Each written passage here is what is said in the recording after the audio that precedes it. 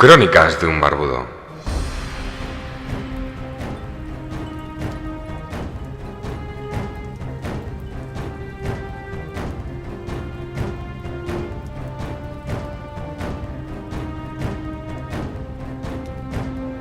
Bienvenidos amigos al primer episodio de Crónicas de un barbudo. Espero que este sea el primero de muchos, que lo disfrutéis. Y hoy amigos vengo a hablaros de la campana más hermosa de todo Aragón.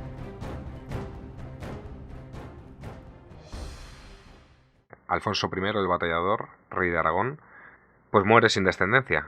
No tiene, bueno, iba a decir no tiene hermanos, sí que tiene un hermano, aparentemente no válido para gobernar, porque es monje. Es conocido como Ramiro el monje.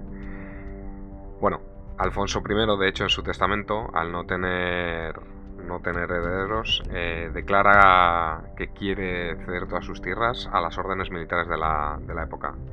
A saber, la Orden del Temple, los templarios, que son bien famosos, la Orden de los Hospitalarios, también conocida como la Orden de San Juan, la Orden de Malta, quizás de esta manera os suene más también, y la Orden del Santo Sepulcro de Jerusalén. Bueno, pues la nobleza, ante esta locura del antiguo rey de Alfonso I de regalar el reino a estas órdenes militares, pues busca desesperadamente el apoyo de Ramiro para que éste acepte dejar de ser monje, acepte dejar su retiro clerical para gobernar y de esta manera pues continuar con la línea, con la dinastía, en este caso la dinastía Ramírez, y que el reino de Aragón pues siga siendo gobernado por los nobles y no por las órdenes militares. Originalmente, pues Ramiro obviamente no está políticamente muy asentado, pero bueno, tras recorrer el reino de Aragón de arriba abajo, buscando la felicidad de nobles, de unos y otros, pues regalos, privilegios, prebendas, lo que hace falta, relativamente rápido, Ramiro consigue los apoyos necesarios y es coronado como Ramiro II en Zaragoza y apodado el monje. El historiador Luis García de Valdeavellano habla de la legitimidad de Ramiro para acceder al trono de Aragón y dice así: Ramiro II era indudablemente el legítimo heredero del reino. Conforme al derecho navarro-aragonés, a él correspondía heredar los territorios tradicionales de Aragón y Alfonso I solo podía, en realidad, haber dispuesto libremente de las tierras ganadas, o sea, de los acapetos o las conquistas constituidas por el Regnum Caesaragustarum. Bueno, pues básicamente Alfonso I podía hacer lo que quisiera con Zaragoza y otras tierras que había conquistado, pero no podía hacer lo que quisiera con la institución del Reino de Aragón. Es decir, la institución del Reino de Aragón estaba por encima, por así decirlo, no era una posición de la que él pudiera disponer de esta manera. Sería algo parecido a lo que, pues bueno, por ejemplo en Francia las catedrales son de uso católico, pero no son pertenencia de la Iglesia, son pertenencia del Estado. Entonces la Iglesia no puede hacer lo que quiera con las catedrales. Un ejemplo moderno, ¿vale? Las órdenes militares, pues bueno, rápidamente ven sus expectativas frustradas, las asumen como tal y una a una en distintos años, pues van aceptando que el testamento de Alfonso I no se va a cumplir. Y con esto pues tenemos a Ramiro II el monje gobernando. Y pues obviamente tuvo que vencer numerosos retos, como cualquiera en la vida. Yo también me tengo que levantar todos los días a las 9 de la mañana para ir a trabajar. En su caso, los retos a los que se enfrentaba eran un poco distintos a los míos. Pues bueno, tiene una serie de revueltas nobiliarias iniciales, que aunque son los propios nobles los que le aupan como rey, pues una cosa es que le aupen como rey para que las tierras no sean repartidas entre las órdenes militares, y otra cosa es que, bueno, oye, tú eres rey, pero que te cito ahí, que aquí mandamos nosotros. Bueno, pues Ramiro II no era de la opinión de me voy a quedar aquí quietecito, así que hay una serie de revueltas y de conflictos iniciales entre los nobles y el rey. También tiene que dedicar los primeros años pues a articular política y militarmente un reino que era relativamente nuevo, en el sentido de que Aragón se había visto muy expandido tras las conquistas y batallas de los últimos reyes, especialmente de su hermano y del que hereda el trono, que es Alfonso I. Pues Zaragoza, como hemos comentado antes, y muchos otros sitios. El Estado, el reino estaba sufriendo una crisis económica, eso ya sabemos lo que supone. Y, muy importante, hablaremos de ello, su sucesión. Como miembro del clero que era pues monje, fraile, no estaba casado ni tenía descendencia, lo cual esto suponía un problema, y de ello quiero hablaros ahora.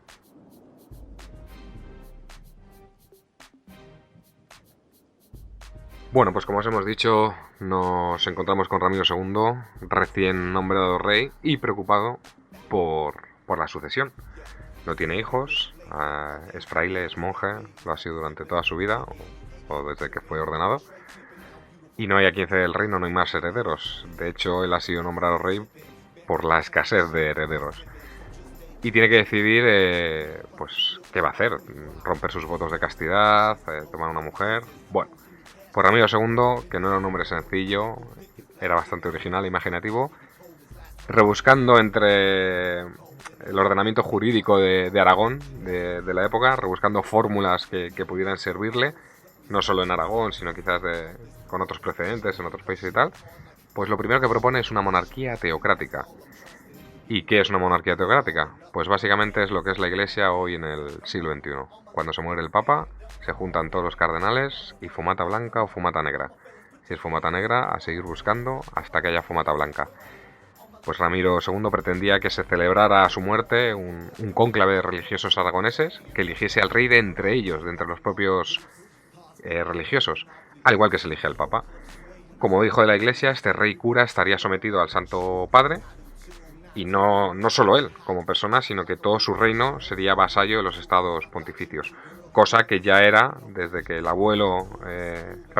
padre de Ramiro II, Sancho, pues fue de Aragón a Roma a ofrecer el reino de Aragón como vasallo del Papa de los estados pontificios. Bueno, esta opción, como imaginaréis, no gustó a nadie. A los nobles no les gustó, obviamente, pues porque veían rotas, pues, sus posibles pretensiones en caso que las tuvieran, o posibles matrimonios que pudieran tener sus hijas con hijos de Ramiro II o con el propio Ramiro, sus hijos con hijas de Ramiro. Bueno, ya sabéis cómo funcionaba esto en la Edad Media. Y curiosamente también se vio truncado por la oposición del Papa de la época. Sobre este dato no tengo mucha información, la verdad es que me parece interesante porque a priori uno podría pensar que al Papa le interesaría en un estado teocrático en la península, y sobre todo, bueno, ya era vasallo de él, pero vamos, gobernado por un religioso, con lo cual es decir, doble sumisión, doble vasallaje, pero aparentemente se dice que no gustó. El caso es que Ramiro II, siendo vasallo por dos veces del Papa, por un lado por ser rey de un estado vasallo y por otro lado por ser religioso, pues deja esta idea de gobierno ante el rechazo general. Una segunda opción que busca es la de ahijamiento. Pues con esta solución consiste en que un rey sin descendencia puede acordar con otro rey o noble fiel a él, pues una fidelidad mayor a cambio de ser sucesor del trono. Es decir, tú me rindes fidelidad ahora, me rindes vasallaje ahora, y cuando yo me muera, mi reino es tuyo. Pues bueno, Ramiro II miró hacia Navarra, era una vez más o menos obvia, porque el rey navarro era de la misma familia que él, y pensaba que una unión, de hecho, bueno, ya habían estado unidas Navarra y Aragón, pues él pensaba que esto podría dar más fuerza a la dinastía, y además el reino de Navarra era más débil que el de Aragón, con lo cual en este acuerdo primarían, Ramiro pensaba siempre, sus intereses y los intereses de Aragón. Hubo ahí un conato también, un tonteo con el rey de Castilla y León, que además por la época buscaba obtener el título simbólico de emperador.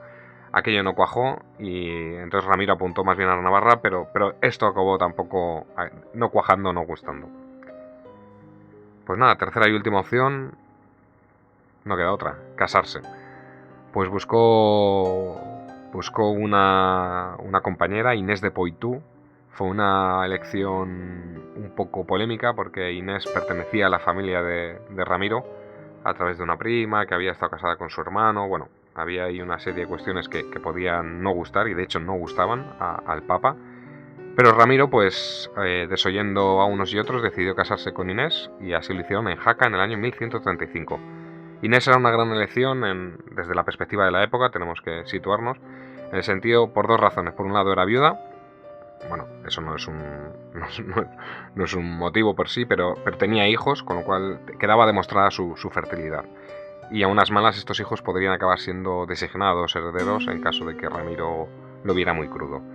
El caso es que, bueno, Ramiro se casa y de hecho acaba teniendo una hija que es Petronila. El mismo Ramiro deja claro que él su condición religiosa no ha sido mermada, y dice que no lo ha sido porque tomé esposa, pero no por el deseo de la carne, sino por la restauración de la sangre y de la estirpe. Ole Ramiro, que ha mantenido relaciones carnales, pero no, su castidad queda protegida.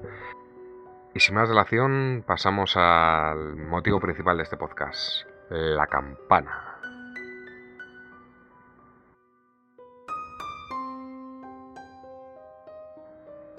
Bueno, deciros que sobre la campana hay un cuadro que la verdad me encanta. El autor es José Casado de la Lisal. El cuadro se llama La campana de Huesca, 1880, óleo sobre lienzo, y pertenece al Museo del Prado, aunque actualmente, esto habría que cotejarlo, pero parece ser que actualmente está expuesto en el Ayuntamiento de Huesca, en una cesión. Bueno, pues como hemos dicho en la introducción, Ramiro se tuvo que enfrentar a una serie de revueltas nobiliarias iniciales. En el Reino de Aragón había varios bandos en ese sentido que luchaban por alcanzar mayores cuotas de poder y riqueza. Nada nuevo bajo el sol en un reino cristiano y no cristiano. Y bueno, pues especialmente aprovechando el cambio de monarca, que pues siempre entras un poco más débil, intentando afianzar tu poder y tal. Y de hecho, bueno, en estas trifulcas iniciales, Ramiro II estuvo a punto de perder el trono. Tuvo que refugiarse en la ciudad de Besalú en el año 1135, muy al principio de su reinado. Y aquí es donde entran las crónicas de San Juan de la Peña, que hemos mencionado antes, en las que se nos cuenta que Ramiro, preocupado por la desobediencia de estos nobles, pues manda un mensajero a hablar con su antiguo maestro, el abad de San Ponce de Tomeras, pidiéndole consejo. El abad recibe al mensajero del rey, no le dice nada y simplemente le lleva al huerto y cortó unas coles. Pero no unas coles cualquiera, sino aquellas que sobresalían más. A continuación ordenó al mensajero repetir este gesto que había hecho al rey y que se lo contara tal y como lo había visto. Pues bueno, os podéis imaginar lo que significa cortar las coles que sobresalen más que otras. Hay otras versiones que hablan de que en vez de coles fueron rosas, lo cual es bastante más poético.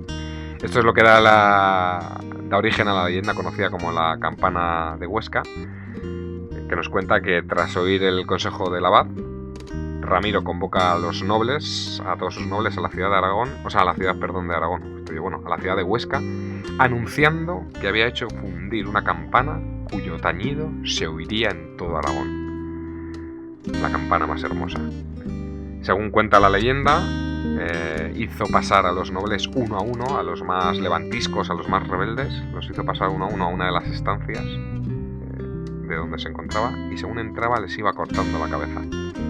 Colocó todas las cabezas formando un círculo en cuyo centro se encontraba, a modo de badajo de la campana, la del noble más rebelde, en este caso el obispo de Jaca. De este modo el tañido, el sonido de la campana de Huesca resonó efectivamente por todo el reino, por todo Aragón. Se cuenta que mientras degollaba a los nobles les iba diciendo: escucha, escucha, mira cómo se oyen las campanadas. Bueno, la leyenda dice que se decapitó a 12 nobles y a continuación, aquí es la imagen que se ve en el cuadro que os he mencionado antes, os recomiendo verlo y os dejaré un enlace. Hizo pasar al resto de nobles, les mostró la campana y les dijo, les dijo, pero vamos, quedó claro qué es lo que ocurría con quien se oponía a Ramiro II.